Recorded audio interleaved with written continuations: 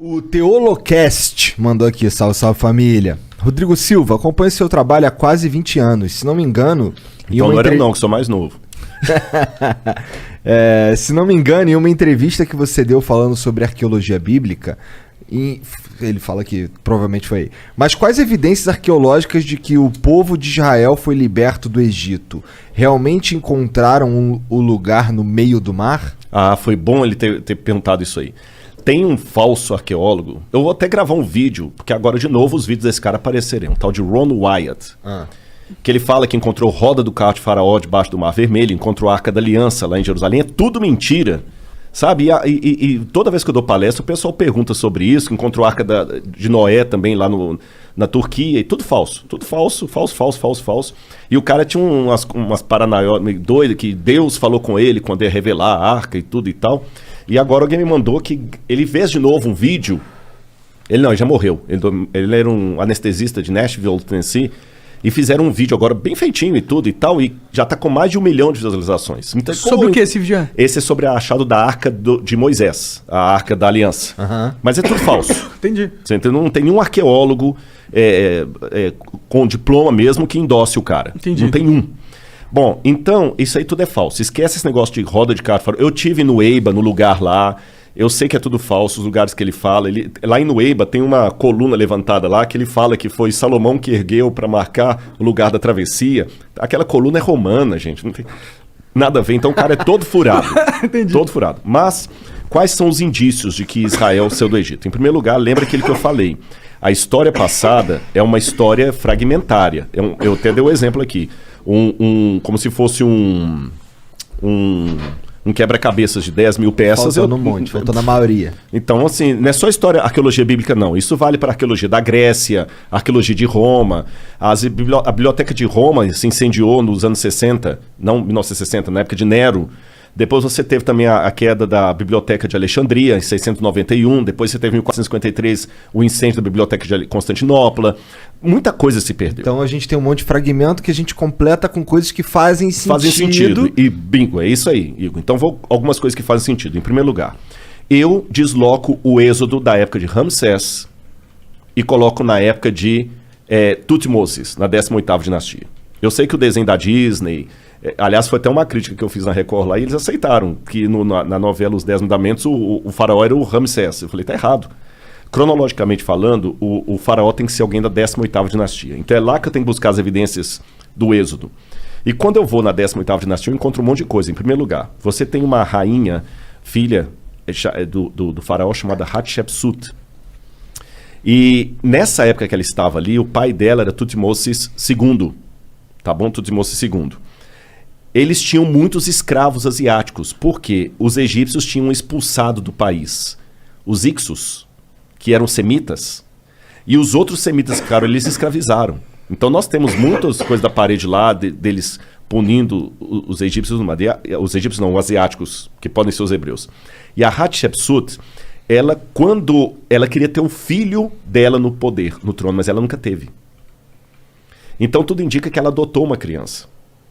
E a Hatshepsut, ela até se proclamou faraó para não deixar que o filho do marido com a amante assumisse o poder. Quando esse filho do marido assumiu o poder, que para mim é o Tutmosis III e é o faraó do Êxodo, ele assume, a primeira coisa que ele faz é escravizar os asiáticos. Você tem paredes lá mostrando assim, façam mais tijolos, igual a Bíblia apresenta e tudo mais. Aí, curioso, que quando você vai na tumba dele, você descobre algumas coisas curiosas. Daqui a pouco eu vou lembrar o ano que a tumba foi descoberta. Ela tem na parede o Amduat, que é a oração que o egípcio faz para as passagens da alma no mundo dos mortos, no barco solar, até Osíris e voltar. Na 12ª oração da Amduat, tem uma oração de Tutmosis assim, que aqueles que morreram com ele na grande inundação e não tiveram oportunidade de ser mumificados, que tenham o seu corpo preservado. Porque eles morreram na grande inundação por seguirem a sua carne. Estranho, né? Não tem inundação no Egito, não chove. Não chove, só chove lá em Alexandria, mas aqui embaixo não chove. Que inundação é essa? Uma inundação que matou o exército de Faraó, e está registrado isso lá. Outra coisa curiosa é que quando descobriram Loré, que descobriu a tumba dele, quando abriram, o sujeito que está mumificado ali não pode ser o Tutmoses, porque ele morreu com 60 e poucos anos, e o sujeito que está ali tem 20 e poucos anos. Alguém foi colocado no sarcófago no lugar dele. Entendi.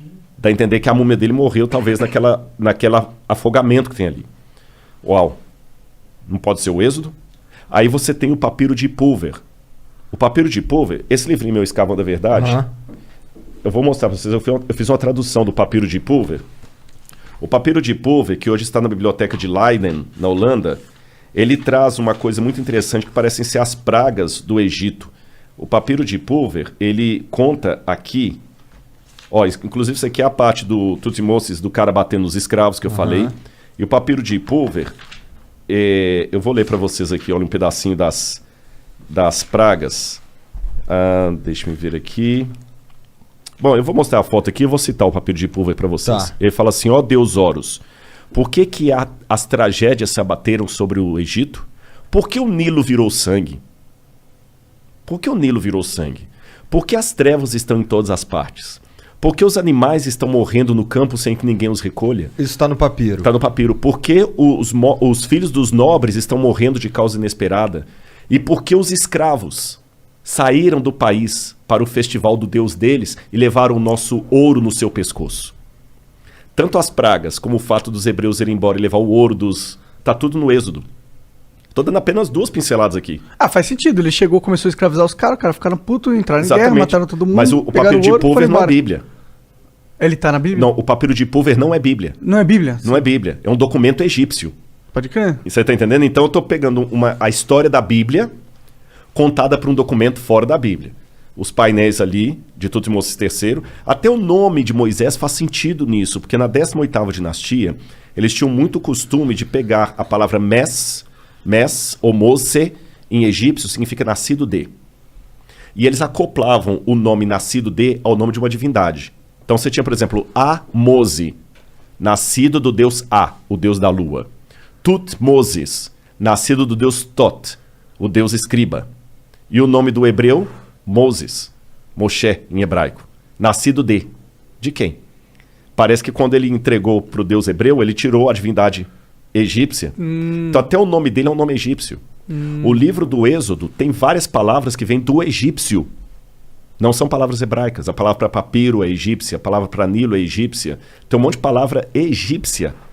Então, eu só estou dando umas 3 ou 4 gotas aqui para ver que nós temos evidências acadêmicas que apontam para o Êxodo. Aí, o que é o Êxodo exatamente? A forma é quando os hebreus saíram do Egito, exatamente. Entendi. Que na verdade a palavra Êxodo vem do grego, porque a Bíblia foi traduzida para o grego no 4º século a.C. Então, Exodos, Rodós é caminho, rodoviária, roda, rodovia. Ex, saído de. Ex-Rodós, Exodus, caminho afora. Aí acabaram dando nomes gregos para os livros da Bíblia. Por isso que veio o nome Êxodo. Agora aqui eu quero apresentar para quem está nos ouvindo uma diferença. Pode ser que alguém tenha um professor de história e fale assim, esse Rodrigo está louco. Ele está louco. Mas só que tem uma diferença. Eu tenho muitos nomes da academia que concordam com o que eu estou falando. Da historicidade. Por que ele ia achar que você está louco? Eles são necessariamente crente? São. Muitos. Por que eu estou colocando isso? Por que o Ron Wyatt não merece o mesmo... Porque você não tem nenhum acadêmico com doutorado, que dá aula, que faz pesquisa, que fala o Ron Wyatt está correto.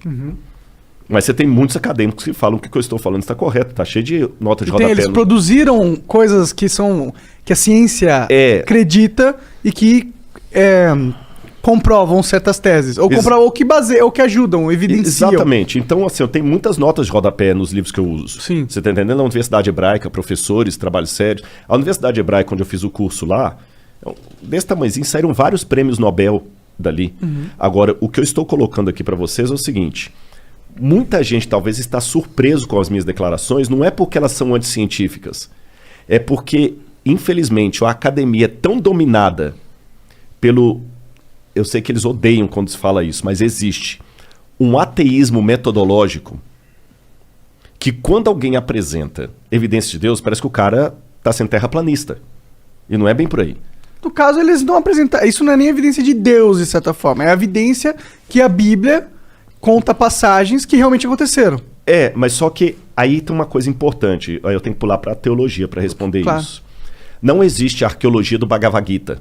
Bhagavad Gita é o livro sagrado dos hindus. Não existe? Não. Por uma razão muito simples. Eu dei o exemplo do Bhagavad Gita, mas eu podia falar do livro dos Vedas, eu podia falar do Tao Te Ching, do taoísmo, do Zen da Avesta, do zoroastrismo, podia falar até do Alcorão. Esses livros, de uma maneira geral, eles não se preocupam com a historicidade do fato. O Bhagavad Gita, por exemplo, ele conta a história de Arjuna e Krishna numa batalha. Só que se você chegar para um hindu e falar o seguinte, mas e se o Krishna for uma lenda? Não muda nada a minha vida. Só que a Bíblia, ela tem uma audácia. Perdão, uma audácia literária diferente. A Bíblia coloca tudo ou nada.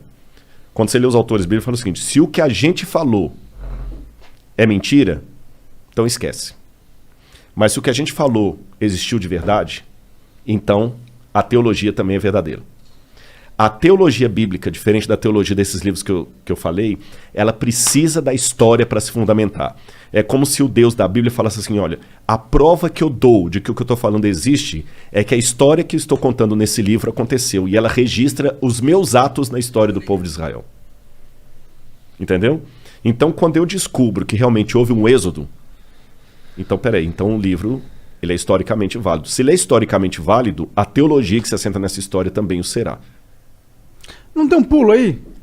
Porque, tipo, se a gente comprova que uma parte do livro tá certo, a gente não necessariamente consegue extrapolar que ele inteiro tá certo. Uhum. Tipo, eu posso escrever agora um livro pra você, colocar, sei lá, hoje fez frio pra... não sei que dia é hoje, mas hoje fez frio pra caralho. E aí, numa página seguinte, fala, ontem... E a página tava falsa. Hã? Uma página tá verdadeira, outra tá falsa. Exato, eu posso fazer isso. Então, tipo, ok, a gente conseguiu descobrir que tem uma parte da Bíblia que realmente aconteceu, tá lá. Mas isso não prova realmente que tudo que aconteceu, que tudo que tá na Bíblia aconteceu exatamente como tá na Bíblia. Não, isso concordo. Do ponto de vista histórico, nem da Bíblia, nem pra nenhum